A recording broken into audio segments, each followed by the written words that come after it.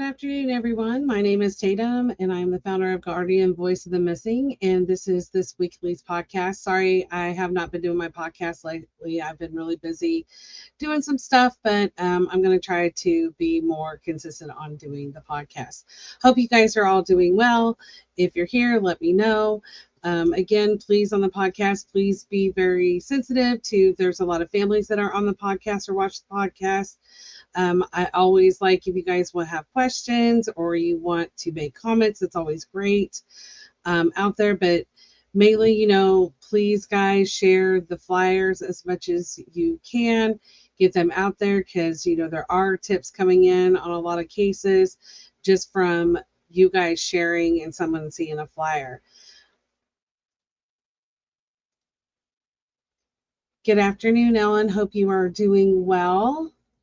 So we are going to go ahead and get started on the first case because we are looking for, law enforcement is looking for individuals that may have information on Brenda Sue Sicca, who went missing from Huntsville, Alabama on July 1st, 2017.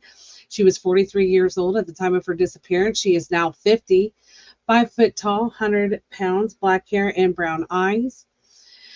Her hair was long with bangs at the time of her disappearance, and she does have both of her ears pierced. She does suffer from severe anxiety and depression. She has multiple tattoos, as you can see in those pictures, but she also has a panther on her outer left thigh, a female on her outer right thigh, that moon on her left shoulder, a sun on her right shoulder, and a cross on the back of her neck.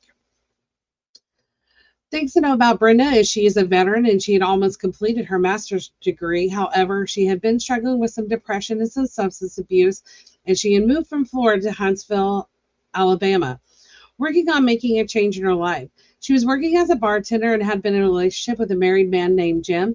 It is reported that she had suddenly moved out of her apartment there at the Overlook on Sparksman Drive in July, which was reported to be paid by Jim.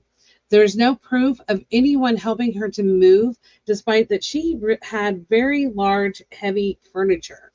Her family started getting emails from her saying that she was in Wyoming and she was looking forward to seeing them in January. However, that email address that had been used was not known to anybody that was close to her, and it's never been proven that she was in Wyoming or if she actually sent that email. Her dog had cancer, as you can see in that picture.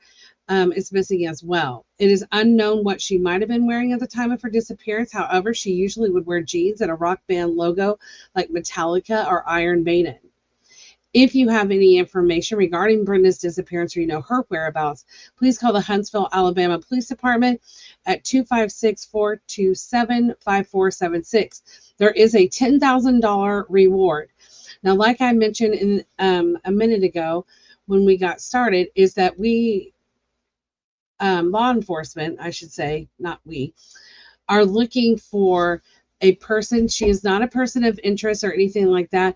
Authorities are looking for her just to, get some answers to questions. They think that she might have some information that would help get Brenda located. Her name is Sandra North Wagner. She could be anywhere in the Illinois area, Wisconsin, Arizona. So there's different places. She is also known to be homeless at times. She could be in parks where a lot of homeless people hang out. But we're just needing anybody, whether it's family, friends, anybody that knows her, to please have her reach out to the authorities because they just have a few questions that they want to ask on possibility that she may know something that would help get Brenda located. Again, I want to stress she is not a person of interest. Authorities are only looking for her in order to see if she's got any additional information that could help get Brenda located. So if you could please, share Brenda's flyers, share the picture of Sandra. Sandra, if you're out there, please reach out. If you don't feel like contacting law enforcement, there is a page set up for Brenda, Finding Brenda, that you can send messages to that page. If you want to send messages to my page, Guardian Voice of the Missing, you can do that as well. Just anything so we can help get her located. And time is very critical. There is rumor to believe that Sandra may be very ill And we just want to get any information over to law enforcement that would help get Brenda found. This next case has been updated. This is Alan Dennis Fredericks. He is missing from Sleemoot, Alaska on January 29th of 2001. He was 37 years old at the time of his disappearance. He is now 61, 5'5", 130 pounds, black hair and brown eyes. Alan and another person had went on the ice on a snow machine in the Kakasawin River near the village of Sleemoot. The other person in the snow machine were recovered on January 31st of 2000. However, Alan has not been located. If you have any information regarding Alan's disappearance or you know his whereabouts, please call the Alaska State Troopers at 907-269-5511.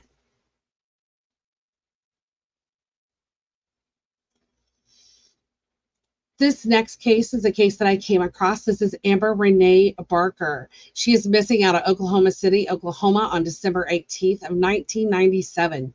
She was 10 years old at the time of her disappearance. She would now be 36. She was 4'11", 70 pounds with brown hair and brown eyes. She did have her ears pierced. She may go by the nickname Ambi. She was last seen wearing a long sleeve beige shirt with a brown collar, light blue or black jeans, and no excuse sneakers. She did have a white cotton ponytail holder. She was leaving her friend's house riding her blue 10-speed bicycle in the 3000 block of Northwest 45th Street, heading to her home in the 3100 block of Northwest 39th Street after she had got off the phone with her mother. She had never made it home and has not been seen or heard from again. However, her bicycle was discovered that next day on December 19th of 1997 in Dinston Park in Oklahoma City, located near the 27th Street and Dexel Boulevard, which is about 1 mile from her home. On December 20th, her sweater, shoes, and one sock and a ring were found on Dexel Boulevard and Northwest 12th Street. However, one of the shoes was located a block away from the other.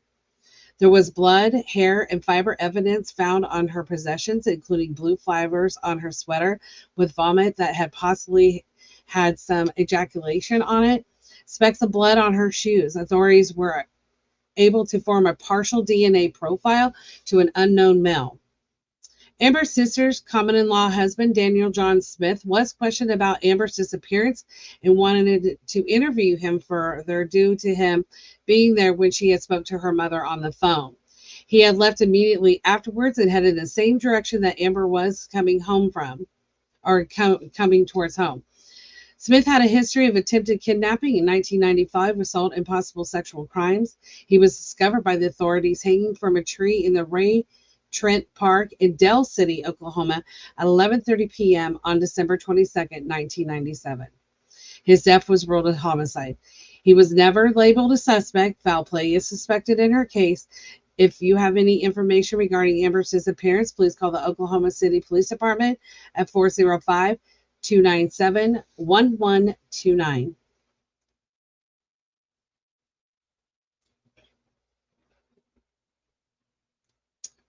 This next case is Aaron Michael Johnson Leonard. He is missing out at Anchorage, Alaska on November 13th of 2023. He was 20 years old at the time of his disappearance. He is now 21, 6 foot tall, 150 pounds, brown hair, and brown eyes. He does wear glasses. He may use the name Aaron Mike Leonard. Aaron was last seen when he was dropped off at a village inn by Ark of Anchorage on November 13th of 2023. He had his cell phone, but it has not been in contact with his loved ones since November 12th of 2023. There's very little information out there on his case, but if you have any information regarding Aaron's disappearance or you know his whereabouts, please call the Anchorage, Alaska Police Department at 907-786-8900 or the Alaska State Troopers at 907-269-5511.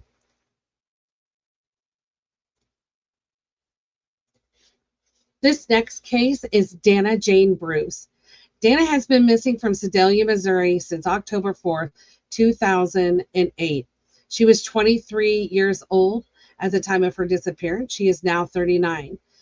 5'2", 98 pounds, brown hair, and green and hazel eyes. She was blind in her left eye. She has both of her ears pierced once each. She has a 2-inch scar along her lower spine and a staple scar on her right shoulder. She has a tattoo on her upper left arm of a teddy bear with wings with a banner named with Dylan on it. She was last seen wearing a black shirt with the word Rebel on the front in silver letterings and blue jeans, leaving her children's babysitting home where she left them earlier so she could go out and with friends and hang out at Malone's bar that was having an anniversary party there on Main Street in Sedalia. She was with a young man driving a late model red Ford F-150 truck earlier in the night of her disappearance, who was a contractor there in Sedalia. And she had left with that man at 11:30. And that is when she went to give more money to watch her children for the rest of the night. This man was identified. And he had said that once law enforcement had got with him, he had traveled to Atlanta, Georgia. The police did question him. He was arrested on unrelated charges to marijuana possession and driving on a suspended license. He's never been named publicly, but police are calling him a person of interest. He said that him and Dana had parted ways after they had left the bar and that he had never seen her again. Now, this individual was a contractor that had been working in the Sedalia area at the time of her disappearance. There have been multiple searches for Dana as well. One thing that you need to know about Dana is she was a very devoted mother. She would never have left her 2 children behind. She had left behind her belongings. She doesn't have a bank account, credit cards, phone, or a vehicle. It is unknown if she did have her ID at the time. She was known to be a devoted mother again and would never have left her children. In fact, she had just signed a lease for a new place for her and her kids. This was the first time that Dana had ever went out since her children were born. And everybody deserves to have a night, out. It is said that after leaving the bar, she did leave with 2 other male individuals that are known in the Sedalia area, and they had went to an after party. During that after party, it is said that individuals had given her a hot shot, and Dana was presumed to be deceased, and they went to discard her body. It is also said that while they were trying to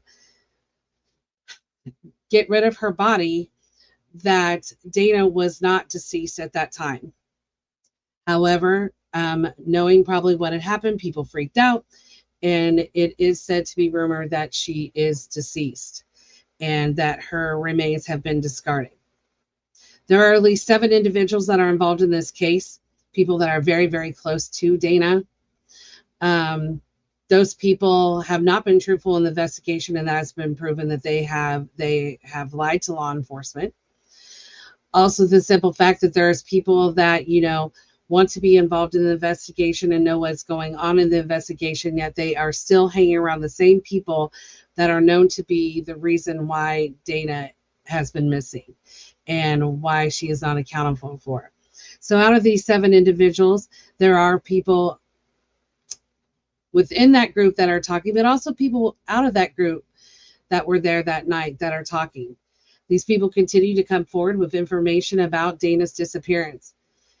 The one thing that I believe and what is being told is they hope that no one would just continue to keep Dana's story out there. I'm here to tell you that I will never stop sharing Dana's story out there. She deserves to be found. Her children deserve to know the truth, despite them being told that their mother has left them. I would like her children to know that is not the case. Your mother, from what I know about your mother, she would have never left her 2 children behind. She loved them, she cared for them, and she was the one that was there for them. For the individuals that are out there that are involved, you do know who you are. The individual that police have named as a person of interest, that name is known as well. I am not releasing those names, but I know that you guys know who you are. It is time for you guys to stop being able to live your life when you ended the life of someone else for no reason. There is no reason to take a mother's life and take a mother from her children. So if you have any information regarding Dana's disappearance or you know her whereabouts, please call the Sedalia, Missouri Police Department at 660-826-6100. It is all just a matter of time before the truth comes out about Dana and she is located. I do believe that her case is going to be solved sooner than later because, again, you can only hide the truth for so long, and people like to talk about things that they're getting away with. But just to let you know, for at least the 7 individuals that are involved in Dana's case, you will be found out. The truth is out there, and it's just a matter of time. So anybody that has information, anybody that was there that night that Dana disappeared, you too have information to come forward. Maybe you weren't the one that is the reason why she's deceased. Maybe you're not the one that did it. However, you were a witness to a crime. It is time to come forward. You know, there have been people that have been threatened in this case to be quiet. The other thing is there is some protection from law enforcement because these individuals are involved in being confidential informants. You know, it's not right. Just because you're a confidential informant, just because you're working with law enforcement does not give you the right to continue to commit crime. And that information is out there. There is law enforcement that is working on it. There are private investigators that are on this case that are working with some law enforcement out there, and it's just a matter of time. So please share Dana's flyers.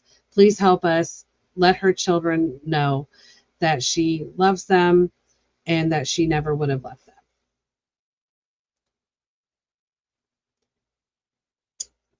Hi, Carol. I hope you are doing well. All right. This next case is another Oklahoma case. This is Kara Marie Colden Cox.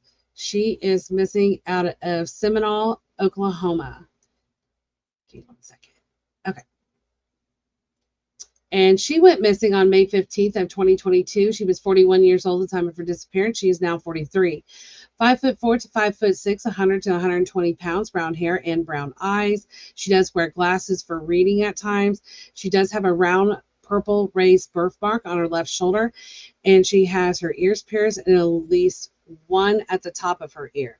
She does have a tattoo of a green Care Bear on her upper right arm and a scorpion, with Kara on the tail on the back of her neck.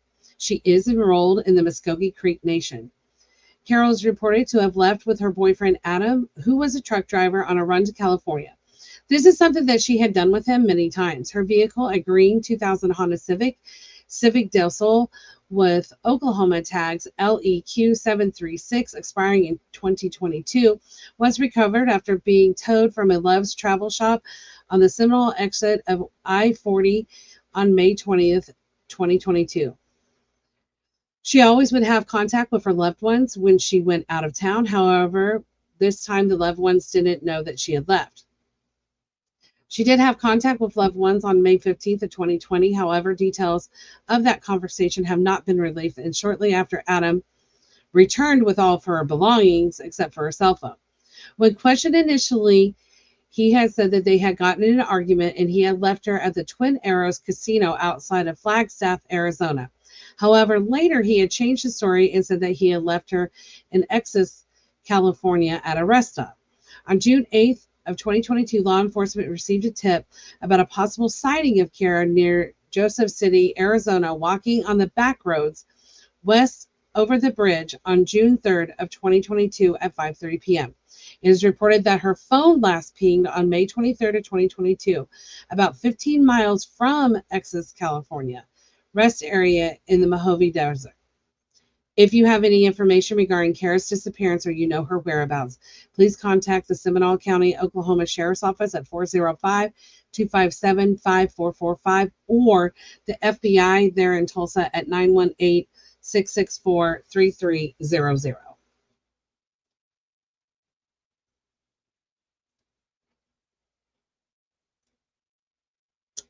This next case is Carol Joseph Flynn. Carl Joseph Flynn.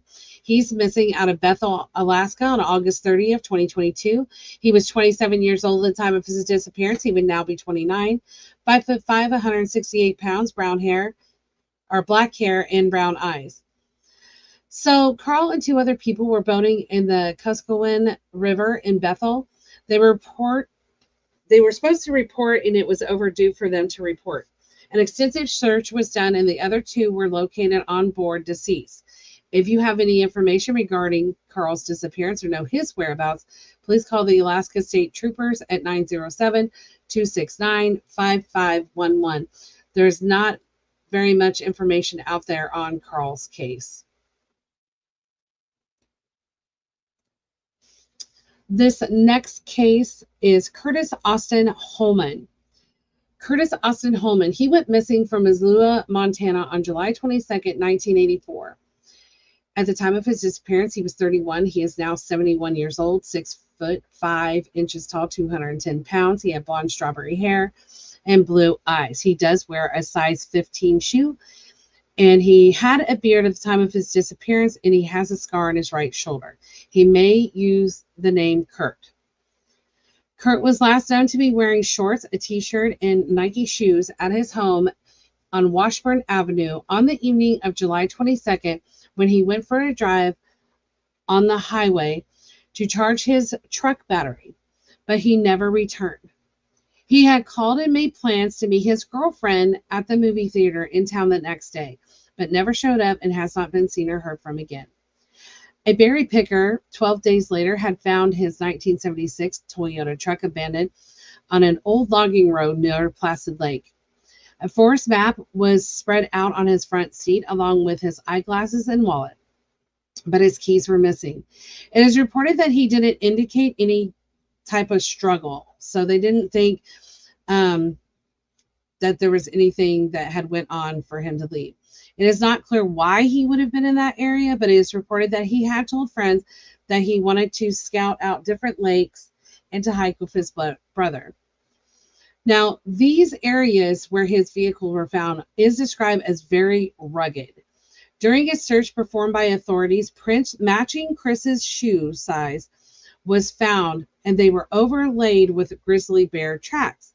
A man was discovered resembling him had been seen at a Girl Scout camp 20 miles away, and the man appeared to be disorientated and was rambling about the Vietnam War.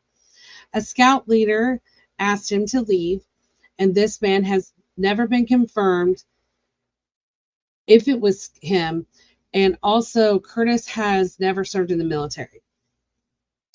So Curtis was an elementary math teacher and had previously worked for the National Park Service. At one point, it is reported that he had stockpiled food and survivor gear and went on a 1-year hike where he traveled as far as Canada and the southwestern United States. But during this time, he had kept in weekly contact with his loved ones while he was on this trip. There are theories about his disappearance from suicide or a mishap in the wilderness, such as a bear attack. However, his loved one believes that it could be in connection with another disappearance of a local Roman Catholic priest, Father John Kerrigan, who went missing within a day of each other in the same area, and their vehicles were found 40 miles apart. None of this has been proven. He left behind all of his belongings, including $25,000 in his bank account.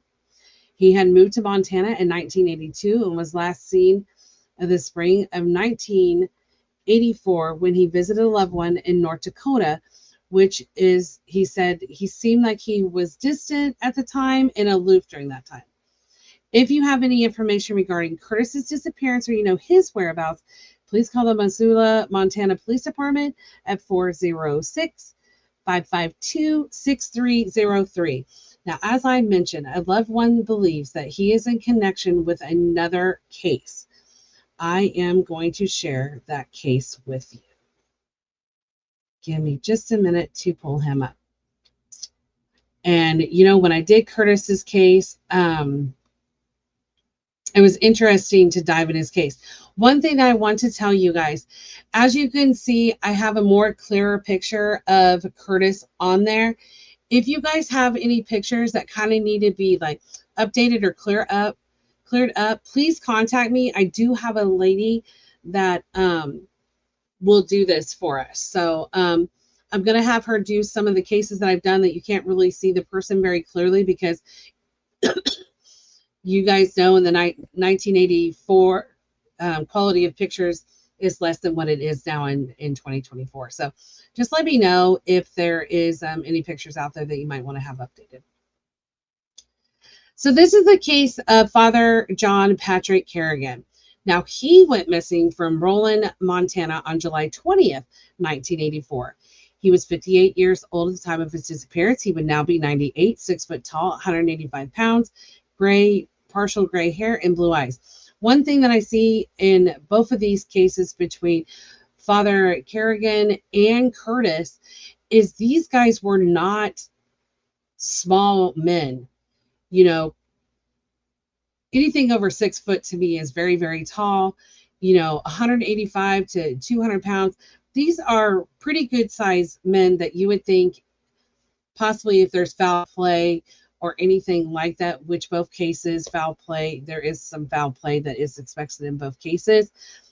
You would think it would probably take a lot to subdue these individuals. So that is just one thing that really kind of struck me, is both of these guys were fairly tall, and also the fact that they were so close in the area that they went missing. So moving on with John. Like I said, he was 58 years old at the time of his disappearance. He would now be 98. So John was also known as Father John, who was a Franciscan priest who had transferred to the Ronan parish just 2 days before he was supposed to start work at the Sacred Heart Church, and went missing the day before he was supposed to deliver his first sermon at the parish. He was last seen wearing a white t-shirt, red shorts, and sneakers at what is now called the Dunant's Bakery on 4th Avenue, Southwest there in Rowan, Montana, on July 20th, 1984, on his way home. He was jogging at the time. Now, the day after his disappearance, his clothes he was last seen wearing was found by a lady setting up a fruit stand on Highway 35 near Flathead Lake. It appeared that they were intentionally placed next to the road. This included his shirt, shoes, and he had a windbreaker jacket. His shirt was stained with his blood, and a $100 bill in his pocket. Also at that location was a blood-stained and deformed coat hanger. His brown Chevrolet Impala was found a week later, 7 miles away, just outside of Poison, Montana. Inside the trunk, there was a blood-stained shovel, a bloody pillow, and the car had been wiped down to clean off fingerprints. His keys were located 30 yards away. There's different accounts as to when and where his wallet was found and how much money it contained. One account was with his clothes, and there was about $200 in cash. Another that it was found in the trunk of the car containing $1,200. It is said that there could have been more than one wallet. There has been rumored, again, like I told you, about another local man, Curtis Holman, who had went missing in the same general area 2 days after John. Curtis's vehicle was found abandoned 40 miles from his car. So their cars were found 40 miles apart. Curtis' loved ones do believe, like I said, that these two cases are connected in some way. However, this has never been proven. Police have not been able to connect the case with another disappearance. Police have not been able to connect the case with another disappearance of James Anderson, who was an Episcopal priest who went missing from Townsend, Montana in 1982, who he still has not been located. So both of these men worked in White Sulphur Springs, Montana at the same time in their careers, and they were friends. In August of 1982, 2 years prior, another Franciscan priest named Renardo Rivera was called away from his rectory in Santa Fe, New Mexico by a man who called himself Michael Jaramillo to have given him last rites at a rest stop in a town of Waldo. He was discovered 3 days later in a remote desert 3 miles away from that rest stop. His murder still remains unsolved. The FBI created a profile of Rivera's killer, theorizing the person was someone who was familiar with the Catholic Church and felt betrayed by it, and there could be more than one perpetrator that is involved. They also believe that John's disappearance could be connected. In 1983, John had stayed 3 months at a retreat, the Congregational of Servants of the Petrolite in Jexman Springs, New Mexico, which was designed for priests and other members like nuns experiencing personal difficulties. In 2011, 2 separate groups of victims sued the Catholic Church Diocese in Helen, Montana, alleging that between 1940s and the 1970s, they were sexually abused at the hand of the priests and sisters in St. Agnes Mission in the Ursuline Academy in St. Agnes, Montana. Among the 12 priests from Western Montana, as well as the 21 nuns, Kerrigan was one of them that was named. Foul play is suspected in the case, and it is presumed that it is a homicide. If you have any information regarding Father John's disappearance or you know his whereabouts, please call Lake County, Montana Sheriff's Office at 406-883-7271.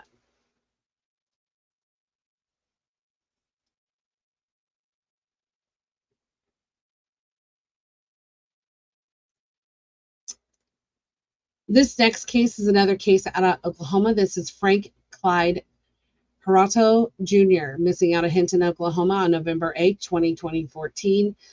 47 years old at the time of his disappearance. He is now 57, 5'7" to 5'8", 186 to 205 pounds.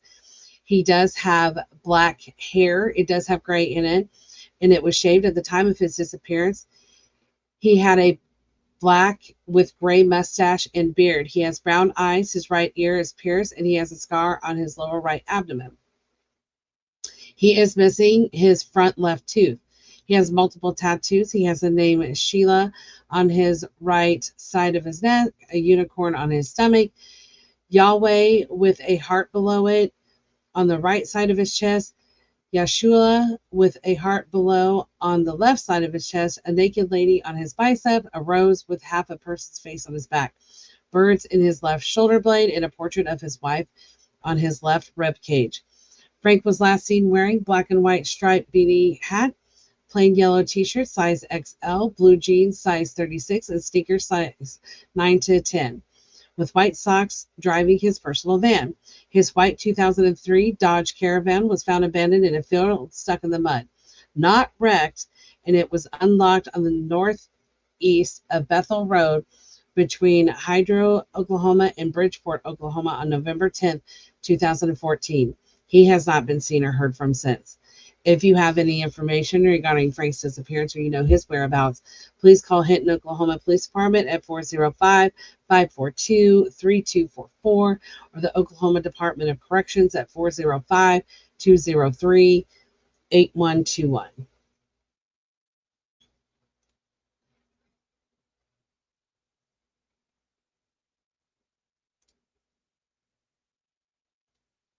This next case is Deshaun Leon McCormick.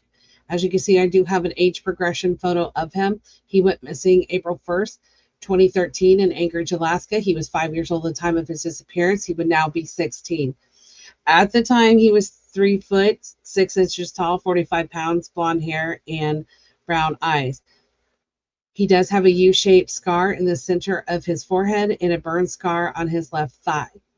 So Deshaun was living with his father, Floyd Leroy Lee Jr., and his stepmother, Mary Elizabeth Transky, in Anchorage, Alaska in 2013. And on October 1st, 2013, his father was arrested on federal charges at their home. Deshaun was not at home at the time police were there. to arrest his father, and his father refused to reveal his whereabouts. A witness came forward after his arrest, saying that his stepmother stated that she had killed Deshaun and buried him on her property. Now, when she was questioned by the police, she said that never happened. Both his father and stepmother have since been released from prison. Deshaun's mother, Jasmine, who lived in Alabama, has full custody of him. She reported that she had left his father in March of 2012 and took the 3 other children due to the father having full custody of Deshaun at the time. She reported that the father was abusive and she feared for her life. She last saw Deshaun for the last time on July 4th, 2012. Deshaun may be in the Manaskoski, Satona Borough area.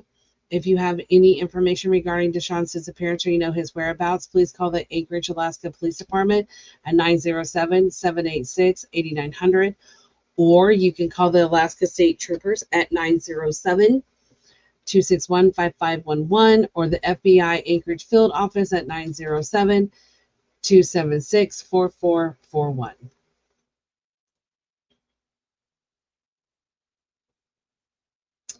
Okay, so the next case that I am going to share is Jared McCullough. Now, Jared McCullough has been missing from Salem, Illinois since November 5th of 2023. He was 33 years old at the time of his disappearance. He is now 34. 5'9", 175 pounds, blonde strawberry hair, and blue eyes. He has multiple tattoos on his arm, chest, and wrist.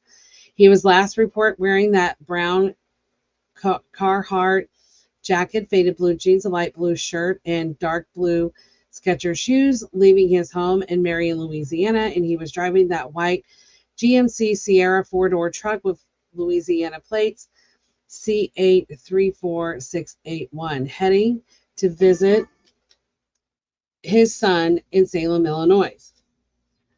He did have both of his dogs with him. He was last reported to be seen at 8:30 a.m. in Camarie, Illinois at the Hux gas station. It was previously seen at 1:30 a.m. in Salem, Illinois, and Central City, Illinois at 5:30 a.m. at a Phillips 66 gas station on camera on November 5th of 2023. Now, his truck was located November 6th of 2023 in a remote area across the Illinois and Indiana border near Vincennes, Indiana, and the Washburn River, that was on the on position and appeared that it ran out of gas with the driver's side door open. His dogs and personal items were located inside. His phone had last pinged in St. Francisville, Illinois, around 11 a.m. on November 5th, 2023. It is reported that he was supposed to meet up with his ex so he can have a visit with his son. His phone, wallet, and vape have not been recovered. It is possible that he could be wearing a dog tag necklace that had the fingerprints of the names and dates of his brother and friend, including a saying. It would say Austin Ham, 3/30/1993 to April 14th, 2021. Let brotherly love continue, Hebrews 13:1, and Bridget 4/6 of 1996 and to 7/28 of 2018. And now these 3 remain: faith, hope, and love. But the greatest of these is love. He may also have multiple rocks, a flashlight, and a picture with him. There has been no phone, social media, or bank activity on his accounts. He has not been seen or heard from since. I will tell you that foul play is suspected in his disappearance. There is a reward that is being offered. If you have any information regarding Jared's disappearance or you know his whereabouts, please call the Knoxville County, Indiana Sheriff's Office at 812-882-7660. So here are some pictures. I always think it's good to include as much information and detail as we can in these cases. Even though the dogs have been located, his truck has been located. I've included those on the flyers and on here because you never know if someone would see it. It might spur a way to get more information on his case. Also, if any of these items are found as well, and then also like his tattoos. I do have another slide showing some other stuff that he may or may not have had. So as you can see, these are pictures of those dog tags that he wears. Also some closer pictures of his tattoos as well. Now, with his case, just since July 29th, Jared's son, Chandler Stokes, is missing. It is not reported or believed at this time whether their two cases are related. So this is Chandler Stokes. This is his son that he had went to go and visit. He is missing out of St. Louis, Illinois on July 29th of 2024. He is 60 years old. It is unknown how tall he is or what he weighs. He has blonde hair and hazel blue eyes. So Chandler had left at 2 a.m. on July 29th, 2024 from the Transition Center in East St. Louis, Illinois in a pre-purchase Uber. His son, he is the son, like I said, of Jared, who had been last seen there in Kamari, Illinois at the Huck's gas station. It is reported that he has his cell phone.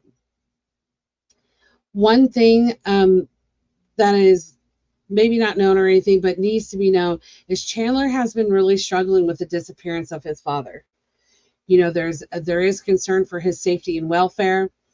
Yes, it is law enforcement knows who did pre-purchase that Uber. That information is not being released.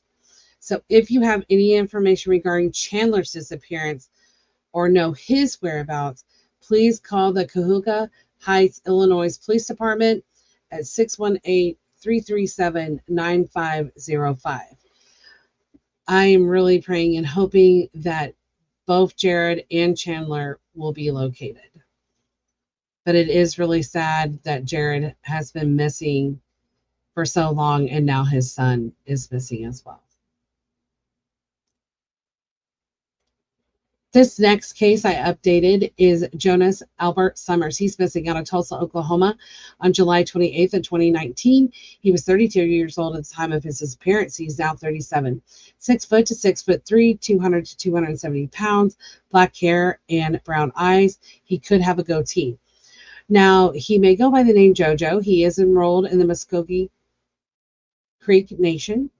He does have a tattoo on his left arm of a skull with Pride, RIP, N, B as in boy, V as in Victor, and Jonas Jr.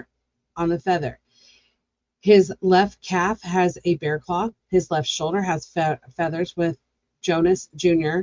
His back 60. His right shoulder a cross with die trying in the letters S, L, Z, Y, L, N, A. His right arm says Summers. His right wrist says Native. And his chest, Marina crosses.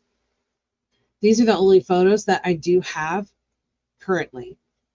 Now, Jonas has ties to Wichita, Kansas, Tulsa, Oklahoma, Oklahoma City, Cherokee County, all in Oklahoma, Los Angeles, California, and Florida. Family is concerned for his safety and well-being. He has not been seen or heard from since. If you have any information regarding Jonas' disappearance or know his whereabouts, please call the Tulsa, Oklahoma Police Department at 918-596-9143.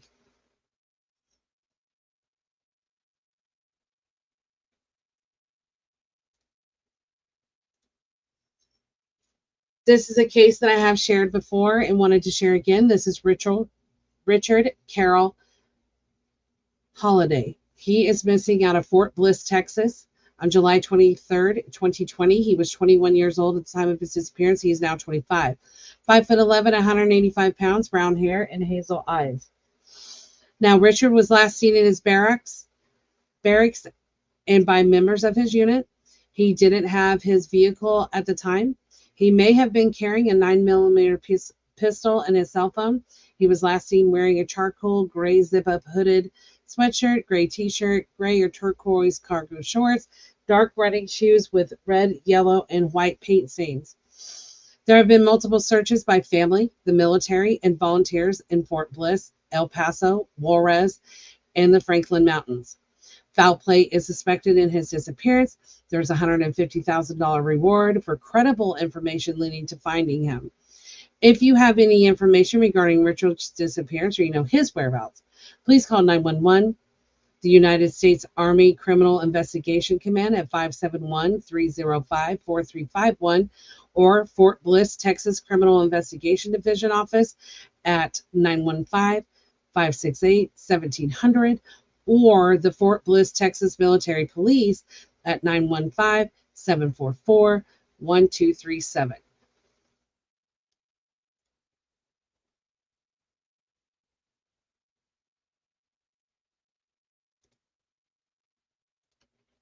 This next case is an old case. Rodney Wayne Longman.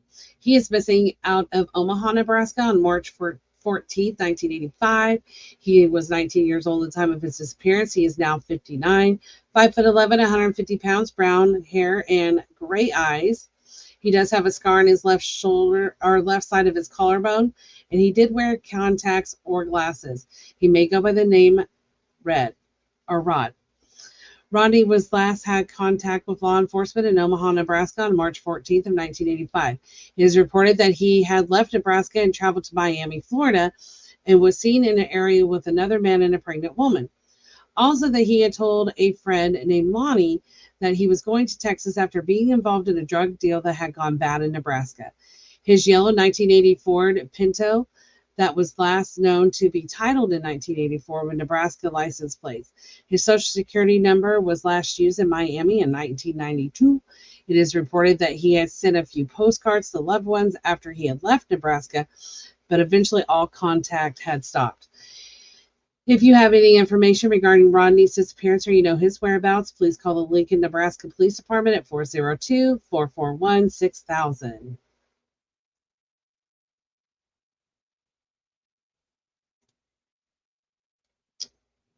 This case is William Russell Gray. He is missing out of Sweeny, Texas on October 17th of 2022. He was 39 years old at the time of his disappearance. He is now 41, 6'2", 250 pounds, brown hair and blue eyes. His brown hair, which is bald in the center, but he could have shaved it completely bald. He does have a scar on his back, and he has been known to have a full beard, mustache, or a goatee. William has a colored tiger tattoo on his upper left arm, which appears to be ripping through the flesh.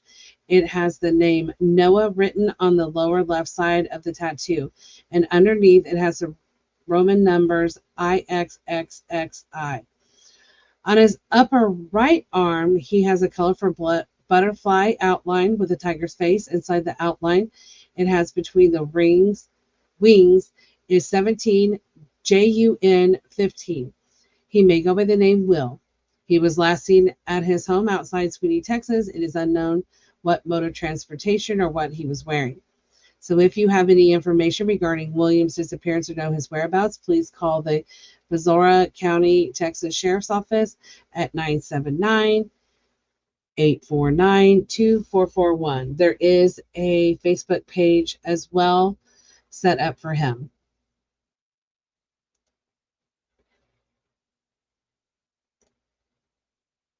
This next case is Timothy Mears. He is missing out of Boulder, Colorado on October 1st of 2023. He was 44 years old at the time of his disappearance. He's now 45. 6 foot tall, 190 pounds, brown hair and green eyes. He does have a tattoo with 3 black dots on his left wrist. Timothy was experiencing homelessness at the time of his disappearance. However, he had contact with loved ones by phone every 1 to 2 weeks. He quit contacting them in October of 2023. He is known to move around a lot and possibly moving away from the Boulder, Denver, Colorado area. It is not like him to not have contact with his loved ones. If you have any information regarding Timothy's disappearance or you know the whereabouts, please call the Boulder, Colorado Police Department at 303-441-3333. And the last case that I'll be sharing today is Sarah Elizabeth Kinslow. She went missing from Greenville, Texas on May 1st of 2001. At the time of her disappearance, she was 14. She is now 38, 5'4" at the time, 105 pounds. She had blonde strawberry hair and blue eyes. She had 2 chickenpox scars on her left of her nostrils and 1 on her left temple. Her teeth were crooked and 2 upper front teeth overlapped each other. She had her left ear pierced 4 times, 2 times in her lobe and 2 in her cartilage. Her right ear she had 2 or 3 times pierced in her lobe. She has a mole on her right side of her neck near her collarbone. She did wear a size 9 shoe in 2001 and she had acne. She may have dyed her hair. She has a tattoo of the letter I on the inside of her ankle. So she was last seen wearing a teal zip-up jacket, baggy blue jeans shirt, gray/blue sneakers, a silver necklace with a rock on it, and a Minnie Mouse watch when she was dropped off at the Greenville Middle School at 7:20 a.m. It is reported that she didn't attend any classes that day and had plans with her friends to skip school and meet at a local cemetery. Now, her friends said that she never showed up or met up with them, and they hadn't heard from her. Police dogs traced Sarah scent 2 blocks from the school, and it ended.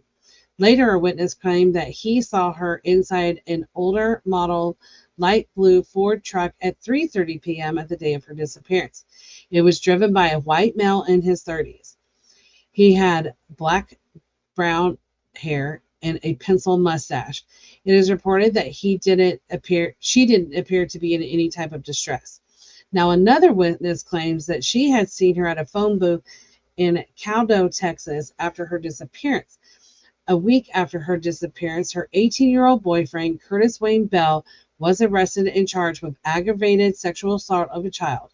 It was discovered that she was sexually involved with him at the time.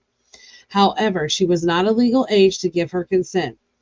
He was living in Quillen, Texas, and was supposed to skip school with her that day. She had been dating him for 2 months prior to her disappearance and had written in her diary that she would run away to Mexico if her parents didn't allow them to be together. Now, Belle says that they had discussed it, but they were not serious about that at all. She didn't take any extra clothes, her purse, hygiene with her. Several of her friends had failed polygraph tests in connection with her disappearance. There have been possible sightings of her in Tualatin, Belvedere, Tigard, and Portland areas in Oregon in the early 2004, and in Surrey, British Columbia in late 2004. It is reported that she may have cut and dyed her hair brown. If you have any information regarding Sarah's disappearance or know her whereabouts, please call the Greenville, Texas Police Department at 903-457-2900.